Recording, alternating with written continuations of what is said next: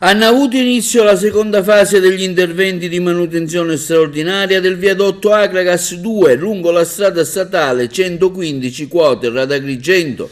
Lo scorso anno il viadotto Morandi, di lunghezza pari a 790 metri, era stato oggetto degli interventi di risanamento di tutte le varie pile.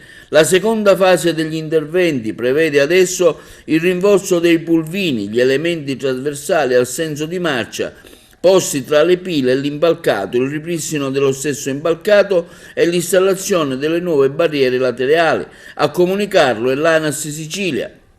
La prima carreggiata oggetto dei lavori, che sarà quindi chiusa al traffico, è quella in direzione del centro città Agrigento, con istituzione del doppio senso di circolazione sulla carreggiata opposta, limitatamente ai mezzi non eccedenti le 3,5 tonnellate.